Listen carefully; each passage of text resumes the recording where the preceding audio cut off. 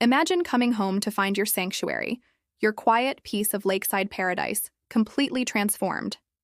Not by nature, but by greed. That's what happened to me. Where my tranquil woods once stood, there were now 42 luxury resort cabins, all standing defiantly on my land. I remember the day I bought that property. The ink on the deed was still fresh, a promise of peace, a legacy for my family. The lake was my mirror in the morning, the trees my faithful sentinels. It was more than just land, it was a part of my soul. Then, the Homeowners Association, an entity I had little to do with, decided my property was theirs for the taking. They saw dollar signs where I saw sunsets. They sliced up my land on a map, calling them vacation plots, and sold them off to eager investors from the city.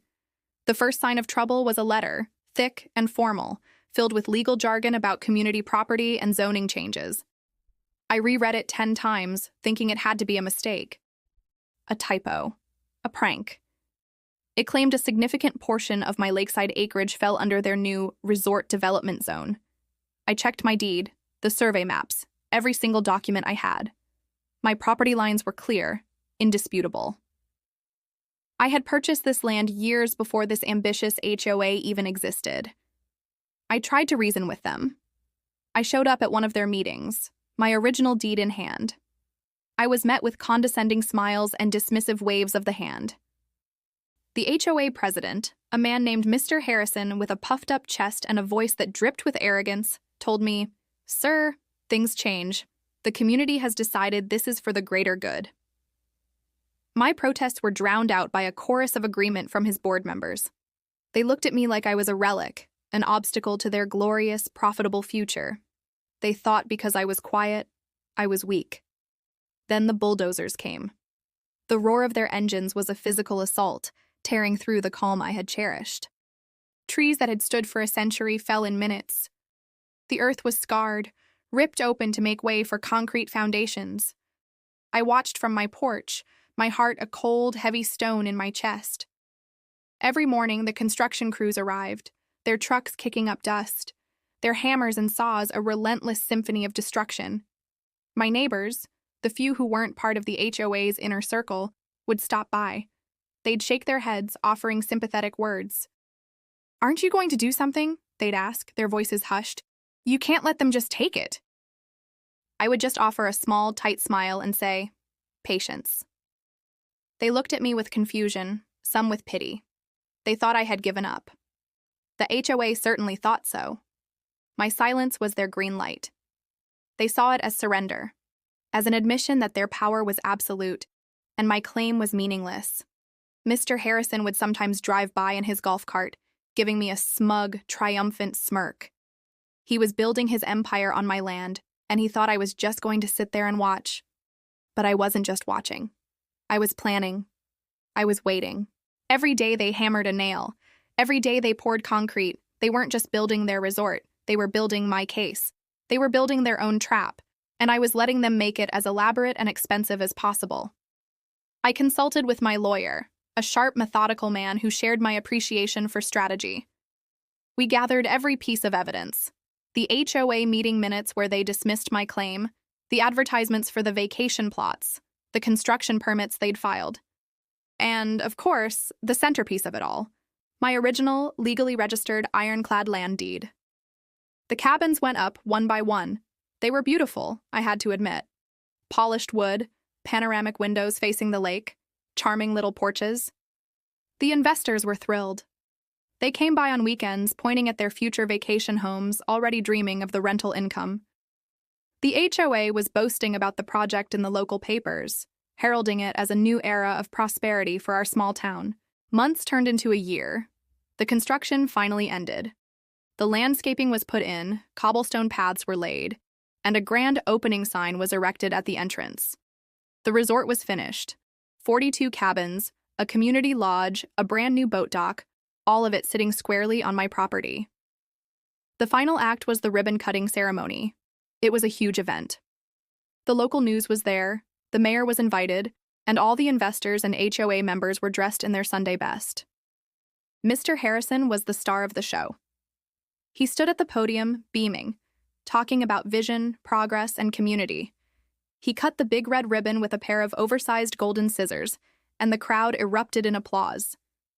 The camera flashes were like fireworks. That was my cue. The next morning, while the champagne corks were still being swept up, I walked into the county courthouse. I wasn't angry. I wasn't shouting. I was calm, collected, and I was smiling. My lawyer walked beside me. We filed our lawsuit. It wasn't a complex, rambling complaint. It was simple, direct, and devastating. It had one central exhibit, my deed. The court summons hit the HOA like a lightning strike on a clear day. The emergency board meeting must have been chaos. The investors started calling, their voices laced with panic. Mr. Harrison, I was told, assured everyone it was just a frivolous lawsuit, a desperate last-ditch effort from a bitter old man. He probably believed it too. When our day in court arrived, the room was packed. On one side, the HOA and their team of expensive lawyers, looking confident and annoyed. On the other side, just me and my counsel. Mr. Harrison wouldn't even look at me. Their lawyers argued about zoning laws, community development acts, and implied consent. They claimed my silence during construction was an agreement.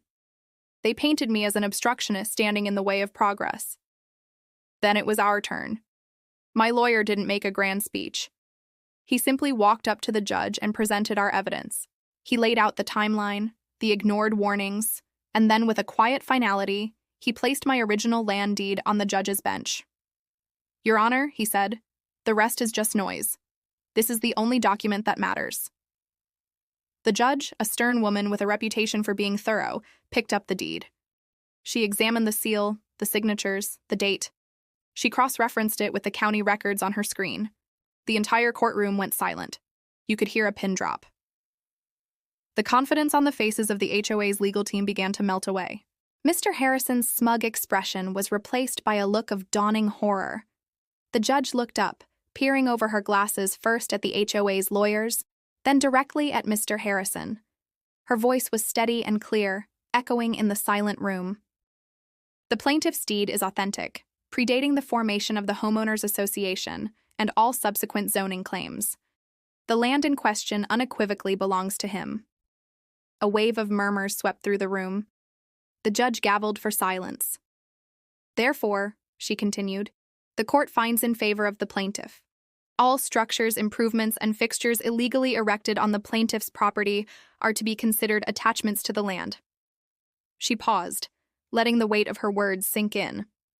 "By law, they revert to the ownership of the rightful landowner, effective immediately." The verdict was a nuclear bomb. Every cabin, every investment, every single dollar they had poured into my land was now legally mine. The HOA president, Mr. Harrison, turned a ghastly shade of white. His jaw hung open. The investors in the gallery looked at each other in disbelief, their dreams of lakeside profits turning to ash. I just sat there, still smiling. I had let them build their monument to greed. I had let them celebrate their victory. And in one quiet moment, with one piece of paper, I had taken it all. Sometimes the most satisfying revenge isn't loud or violent. It doesn't require shouting or threats. All it takes is a well-timed signature, a mountain of patience, and letting your enemies build their own prison. They thought my silence was weakness, but it was my greatest weapon. Now I own a 42-cabin luxury resort. I think I'll call it the Harrison Folly. Thank you so much for watching. If you enjoyed this story, don't forget to hit that like button and subscribe for more content. I'll see you in the next one.